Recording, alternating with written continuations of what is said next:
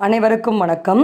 இன்னைக்கு நம்ம வீட்டில் இருந்த மாதிரியே குரட்டையை கம்மி பண்ணுறதுக்கான சில வழிமுறைகள் பற்றி பார்க்கலாம். நிறைய பேர் குரட்டை அதிகமாக இருந்தாலே இதயம் சம்மந்தப்பட்ட பிரச்சனை வரும்னு பயமுறுத்துவாங்க. இன்னும் பார்த்தீங்கன்னா வயது வரம்பே இல்லாமல் இப்போல்லாம் 25 வயசுலேயே இந்த குரட்டை பிரச்சனை ஆரம்பிச்சிருது. ஸோ அது எவ்வளோ வருஷமானாலும் அது கம்மியாகிற ஒரு பாடே இருக்காது. அதற்கெல்லாத்துக்குமான முற்றிலுமான தீர்வு பற்றி தான் நம்ம இந்த பகுதியில் பார்க்க போகிறோம். நம்ம வாயிலிருந்து நம்மளுடைய இன்சைட் பாடிக்கு 2 பைப்ஸ் போகும். ஒன்று ஃபுட் பைப், இன்னொன்று ஏர் பைப். அப்போ இந்த 2 பைப்ஸ்லேயும் உள்ள டிஷ்யூஸ்குள்ளே ஏர் அக்யூமுலேட் ஆகும்போது தான் நமக்கு இந்த குரட்டை சத்தம் ஏற்படும். இதில் எப்படி ஏர் அக்யூமுலேட் ஆகும்னு பார்த்தீங்கன்னா, லங்ஸில் சளி அதிகமாக இறுகி காஞ்சி போகும் பொழுது அதிலிருந்து சில கேஸஸ் ஃபார்ம் ஆகிட்டு அந்த ஏர் பைப்புக்குள்ளே அக்யூமுலேட் ஆகும். அதே போல் இந்த ஸ்டொமக்கில் ஆல்கலைன் பேஜ்லேருந்து அசிடிக் பேஜ்க்கு மாறும் பொழுது நம்ம தப்பான உணவு பழக்கம் காரணமாக அது மூலமாக சில ஆசிட்ஸ் என்னாகும், இந்த ஃபுட் பைப்புக்குள்ளே அக்யூமுலேட் ஆகும். ஃபுட் பைப்புக்குள்ளே அப்படின்னு நான் சொல்கிறது, அந்த பைப் என்ன ஒரு மெட்டீரியல்னால மேக்கப் ஆகிருக்கோ அந்த டிஷ்யூஸ்குள்ளே போயிட்டு அக்யூமுலேட் ஆகிருக்கும். இப்போ ஒரு டம்ளரை நீங்கள் ஒரு காற்றில் இடத்துல தட்டுறதுக்கும் காற்று அதிகமாக அக்யூமுலேட் இருக்கிற இடத்துல நீங்கள் தட்டும் போதும் அதிர்வோடு உங்களுக்கு ஒரு வித்தியாசமான சவுண்ட் வரும். அதுதான் அந்த குரட்டை. அப்போ நம்ம இன்ஹேல் பண்ணும் போதும் எக்ஸேல் பண்ணும் போதும் இந்த ஒரு கேஸஸ் அக்யூமுலேஷன்னால தான் சில பேர் மூக்கு வழியாக குரட்டை விடுறதும் சில பேர் வாய் வழியாக குரட்டை விடுறதும். இந்த 2 பைப்பையும் கனெக்ட் பண்ணக்கூடியது தான் எபிக்ளாட்டஸ் அப்படின்ற ஒரு கேட்டு. அதுலேயும் கேஸ் அக்யூமுலேட் ஆகிருக்கும். அதனால தான் அது ஓப்பன் ஆகி க்ளோஸ் ஆகும்போது ரொம்ப ஒரு அதிகமான ஸ்னோரிங் சவுண்ட் நமக்கு கேட்குது. சரி, அப்போ இதை எப்படி நம்ம கம்மி பண்ண முடியும் இந்த காம்ப்ளிகேஷன் அப்படின்னா, இப்போ நீங்கள் இந்த வீடியோ பார்க்கலாம். இது ஒரு நார்மல் பர்சனோட முதுகு. இது நடுவில் இந்த கோடு தெரியுது. இந்த மாதிரி குரட்டை விடுறவங்களுக்கு அதிகமாக பார்த்தீங்கன்னா தொப்பை இருக்கும். அதே மாதிரி இந்த பின்னாடி இந்த முதுகு ஏரியாவில் ஒரு பகுதி மட்டும் அப்படியே தூக்கிட்டு உப்பலாக இருக்கும். ஸோ அந்த இடத்துல நல்லா எண்ணெய் தடவி நல்லா தட்டி தட்டி தட்டி நம்ம வாரத்துக்கு ஒரு 3 தடவை இந்த மசாஜ் பண்ணலாம். ஸோ இந்த மாதிரி ஒரு 2 to 3 மாதம் நம்ம கண்டினியூ பண்ண அந்த பைப்ஸில் இருக்கக்கூடிய கேஸஸ் எல்லாமே மூவ் ஆகி நம்ம குடல் வழியாக வெளியே போகும். அடுத்து பார்த்திங்கன்னா நம்மளுடைய எபிக்ளாட்டஸ்ன்னு நம்ம சொன்னோம் பார்த்திங்களா ஒரு பாயிண்ட், அது நம்மளோட டங்கோடைய லாஸ்ட் எண்டிங் பாயிண்ட். நம்ம நிறைய பேர் ஜீரணம் ஆகலை அப்படின்னா வாந்தி எடுக்கிறதுக்காக நாக்கில் உள்பகுதி இந்த ஃபோட்டோவில் நீங்கள் பார்க்கலாம், குட்டி குட்டியாக மார்க் ஆகிருக்கு பாருங்கள்.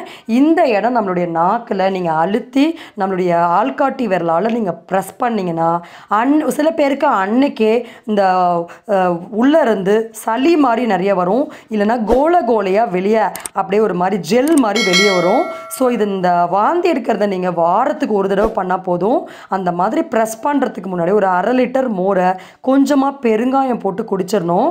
அப்போ தான் உள்ளே இருந்து அந்த ஆசிட் வெளியே வரும்பொழுது நம்ம தொண்டை புண்ணாகாமல் இருக்கும். நிறைய பேர் தொண்டையில் புண்ணு, அடிக்கடி வாயில் புண்ணு ஏற்படுறதுக்கும் ஏப்பம் வந்துட்டே இருக்கிறதுக்கும் கொட்டாவி அதிகமாக வரத்துக்கு எல்லாமே இதுதான் ஒரு உண்மையான காரணம். ஸோ இந்த விஷயத்தை நம்ம ஒர்க் அவுட் பண்ணோன்னா கம்ப்ளீட்டாக பின்னாடி வரக்கூடிய பெரிய பெரிய ப்ராப்ளம்ஸை நம்மளால் ஸ்டாப் பண்ண முடியும். ஸோ உணவு பற்றிய விழிப்புணர்வு நமக்கு இன்றைக்கி ரொம்ப ரொம்ப அவசியம். உடம்பை க்ளீன் பண்ணுறதுக்கு நீங்கள் அந்த விஷயங்களை தாராளமாக கையாளலாம். அடுத்து பார்த்திங்கன்னா இந்த குரட்டை பிரச்சனைக்கு கரும்பு ஜூஸ் ரொம்பவே ஹெல்ப் பண்ணும். நிறைய பேர் கரும்பு ஜூஸ் குடித்தா சளி பிடிச்சிக்கோன்னு குடிக்காமல் விட்டுருவாங்க. ஆனால் கரும்பு ஜூஸ் குடிக்கும் பொழுது நுரையீரலில் இருக்கக்கூடிய காஞ்சி போன சளிகளும் வெளியே வரும்.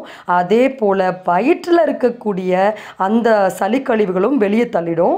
ஸோ அப்போ கரும்பு ஜூஸ் எப்பயுமே நம்ம ஐஸ் போடாமல் கொஞ்சம் மிளகுத்தூள் லைட்டாக, சால்ட்டு லைட்டாக போட்டு நம்ம காலையில் இல்லை சாயங்கால நேரத்தில் வெயில் இருக்கும்போது நல்லா குடித்தோன்னா கண்டிப்பாக சளிங்கிறது அப்படின்னு குறைஞ்சிரும். வாரத்துக்கு 2 நாள் குடிக்கணும். நம்ம ஏற்கனவே சொன்ன மாதிரி நம்மளுடைய உணவு பழக்க வழக்கத்தெல்லாம் கொஞ்சம் மாற்றி அமைத்து கொண்டு அதுக்கப்புறம் நம்ம இந்த கரும்பு ஜூஸை நம்ம இந்த மாதிரி வாரத்துக்கு ஒரு 2-3 தடவை குடிச்சிட்டு வந்தால் டெஃபினட்டாக குரட்டை என்பது படிப்படியாக குறைஞ்சிட்டே போகும்.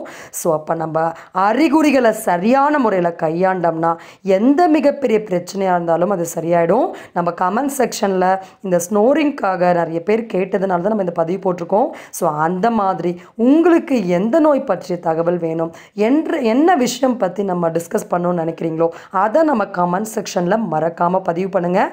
நம்ம கொடுத்த தகவல் எல்லாருக்கும் ஒரு பயனுள்ள தகவலாக இருக்கும்னு நான் நம்புகிறோம். நம்ம கிளினிக்கில் நம்ம ஆன்லைன் டயட் சப்போர்ட் ப்ரொவைட் பண்ணுறோம். அதாவது எந்த விதமான மருந்துகளையோ பொருட்களையோ நாம் விற்பது கிடையாது. உங்கள் நோய்க்கு தகுந்த மாதிரி உங்கள் வீட்டில் இருக்கக்கூடிய உணவு பழக்க வழக்கத்தை உங்களுக்கு ஒரு மிகப்பெரிய சக்தியாக எப்படி மாற்றி அமைக்க முடியுன்ற கைட்லைன்ஸ் தான் நம்ம கொடுக்குறோம். அதற்கு உங்கள் நோய் பற்றிய தகவலை நம்ம வாட்ஸ்அப் நம்பரான 9677400956 அப்படின்ற நம்பருக்கு அமிச்சிங்கன்னா உங்களுக்கு கம்ப்ளீட்டான சப்போர்ட் நம்ம கிளினிக்லேருந்து கிடைக்கும். நம்ம வீடியோஸ் எல்லாருக்கும் நிச்சயமாக பயனுள்ள தகவலை கொடுக்கும். அதனால் மறக்காமல் நம்ம சேனலை சப்ஸ்கிரைப் பண்ணுங்கள், நம்ம வீடியோஸ் எல்லாம் லைக் பண்ணுங்கள், ஷேர் பண்ணுங்கள். உங்களுக்கு என்ன நோய் பற்றிய தகவல் வேணும் இல்லை எந்த விஷயம் பற்றிய சந்தேகம் இருந்தாலும் சரி மறக்காமல் நம்மளுடைய கமெண்ட் செக்ஷனில் பதிவு பண்ணுங்கள்.